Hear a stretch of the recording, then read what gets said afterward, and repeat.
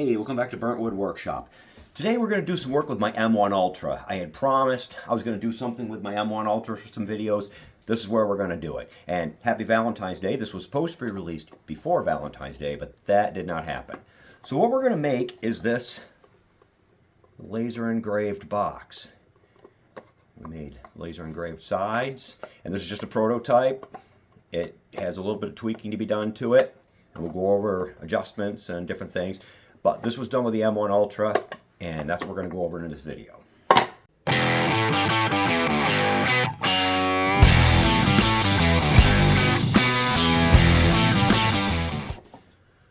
So I designed this box in MakerCase, and I'll show that. This box here is just a simple box with a cover. Another one I did, and I haven't got a video on this one yet, but I made this pirate box. This was done with the S1, which the M1 Ultra would do this just as easily. It just takes a little longer is all. And it's not that much longer. This whole box took under an hour to engrave and cut. So, not that bad. But if you wanted to do something special with the box, you could make an insert. This one has two inserts, so it's got a bottom tray and an upper tray. And the tray holds the lid in place. And this was a pirate themed one I was doing. If you'd like to see more on something like this, leave a comment, give a thumbs up if you like the video, and we're going to go into the programming and some more details. Okay, so in MakerCase, you have a basic box, a laser hinge box, grid divider box, and all these. These are your choices. Now, we want a basic box. So in here, we're going to make it 4 inches by 4 inches by 2 inches deep. So there's our box. We're making the box out of 1/8 inch, so we want to put 1/8 inch. This is our outside dimension. So we want an open box, finger joints, and this is our box, okay? Now, once we make the box, we've got to make a top for it. So we've made our box, we go into download, we download our box. Now, what we want is another box that is, say, 4 by 4. We want that to be the inside dimension. So I would go 0.25 maybe. It'll take some trial and error possibly, but you just want to make sure that your lid's not too tight.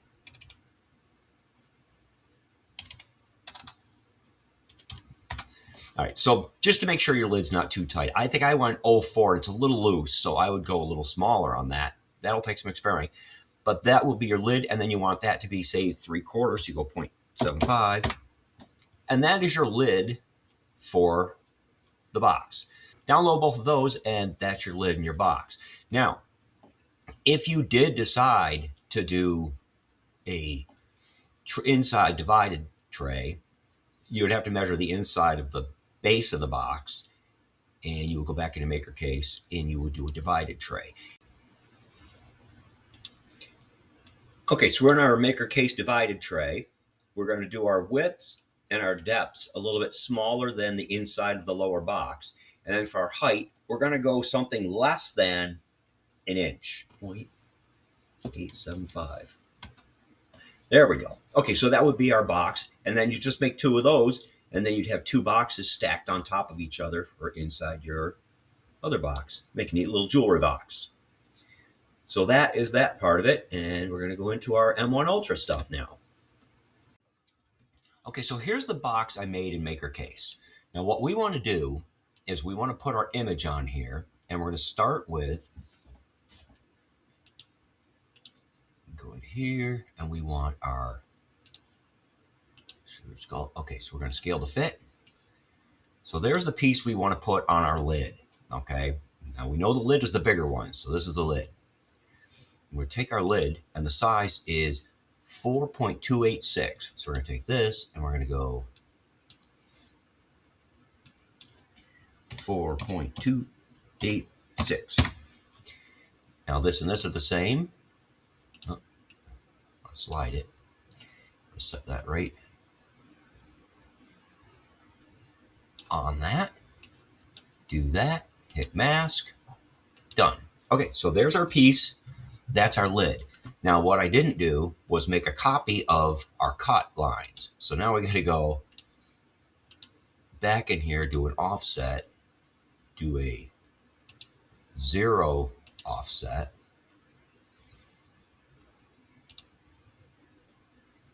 And we're going to hit confirm.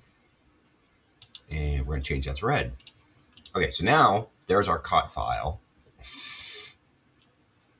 These are our sides. Now on the sides, we're going to do a different design. On the sides, we're going to put, well, we're going to put this on the sides. Where'd it go? Right there. Okay. Now I've already sized this and everything, so it's already made to go right on this side, right like that, and then the lid, whoops, not like that. Well, apparently I did not get it sized perfect. See, now sometimes this is where you check this stuff. Whoops. All right, the easiest way to do this is to say this is 5.6, no, what am I looking at? 4. Jeez. I'm going to take this and we're going to change it to 4. Okay, so there's our side. Now we want 4 sides. So we're going to take this whole thing, we're just going to go copy, paste, going to delete this one, delete this one, and delete this one, and we're going to go paste, replace that, paste, replace that, and we've already done this one, so we're going to take that, we're going to set that there. Okay, so there's our box all laid out, and as you can see, we're a little off the screen there, that's fine. All right, so there's our box all laid out. Then, if we want to do, excuse me, just to find out what our parameters are, say we want to know what this one's going to look like, okay? So we're going to take this one, and we're going to copy it, and we're going to paste it, and we're going to take a rectangle, do something like that. Oops. I'm going to pick a spot that looks good. I'm going to take it, we're going to mask it, and we do a test engrave with that down here. Now, the M1 Ultra for engraving for, let's see, we're doing 1/8 inch basswood, apply. The M1 engraving is 55-130. We're going to try a quick run at 55-250 and then one at 55-130 to see what it looks like, okay, on this particular one. Yeah, so we're going to go copy and paste like that. And then this one looks like it might be a little different, so we're going to copy this and we're going to paste it. Oh, wrong part. We actually want the inner piece. All right, it's not going to let me pick it, so we're just going to do this. Paste. Set that off to the side, put this back.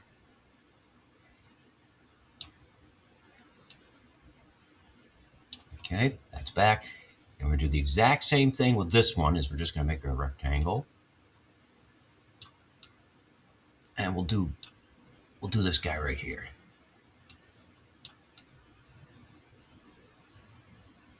Okay. And this one's not going to let me mask it. So since this one won't let me mask it, sometimes you modify things and it won't let you mask it. What you want to do is you're going to take this, you're going to export it as an SVG, and we're going to put sugar, just for a quick reference. And then we're going to take this one, we're going to delete it. We're going to go File, Import, Sugar, Open. Now it's still the exact same thing, but now it should let me mask it. So that's a quick fix if it won't work the way you want it to. All right, so we're going to hit done. We're going to take this guy and we're going to put it down here. And we're going to basically ignore everything else. And we just want to do the engraving on these. And I'm going to leave that at the 55-130. And we'll do a test engrave, and then we'll make our box. Okay, so another thing you can do with whatever you're engraving, if you wanted to do, say you just want to do it different, if you go over here and hit invert, that will reverse the image. Now we're doing red paint and we're doing an engrave. So I'm kind of curious what the inverted image would look like. So we're going to turn this one off. And we're going to turn this one on.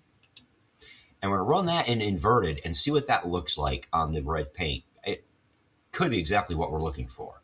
So that's what we're going to do next. So I did two tests. I did one at 55-250, and then I did one at the 55-130, what they recommended. And I think I like that better because it gives a little darker contrast. So that's what we're going to go with. And we're going to run this. So these are our three test engraves. This one was run at 55-250. This one was run at 55-130. And this one was run at 55-130, which I think both of those look really good. So that's what we're going to go with. And then just in case you wanted to see, this was what it would look like inverted if you want to do it different. And there's what the two look like. Inverted looks kind of cool too. So it's one of those things. I might try them both ways one of these days and see what happens. But today we're in a rush to get this done because it is Valentine's Day already. And this is supposed to be the Valentine's Day video. Okay, so this is the box all cut out with our M1 Ultra.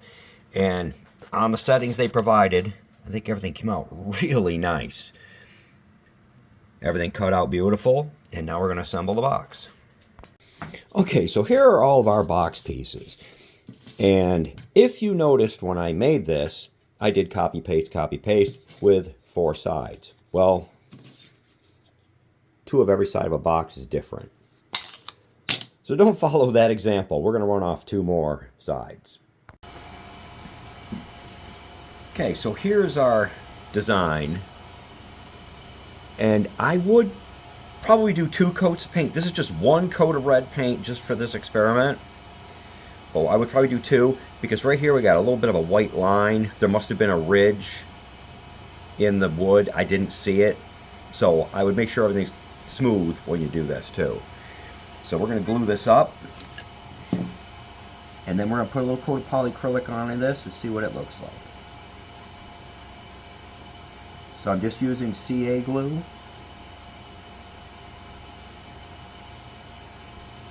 And the CA glue that I get, I can put a link on Amazon, comes with this little bottle with a bunch of different tips and caps and all kinds of handy stuff. So it's actually a nice little set.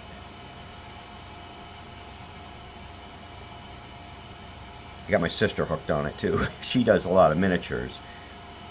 And she found that it works really nice. It does have a little bit of smell to it, but I've built stuff over a year ago, dice towers, that are still holding up really nice. So once you get this where you want it, you can hit it with a little spritz of activator, and that will seal it, lock it right in place.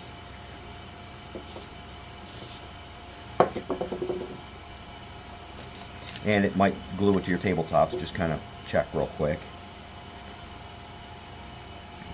And I just a little dab.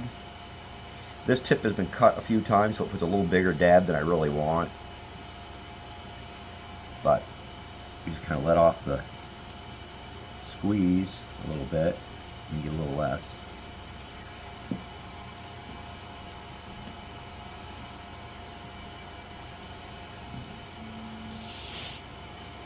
Okay, last one.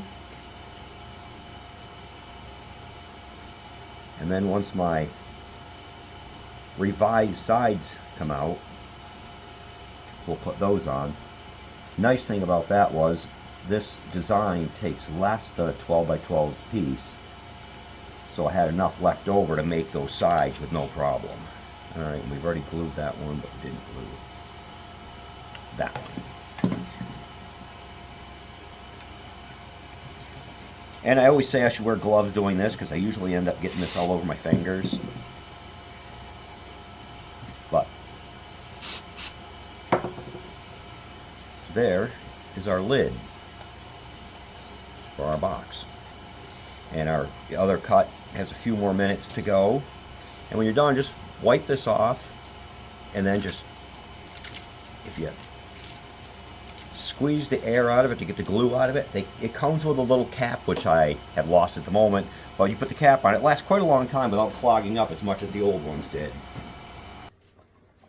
So this is our box.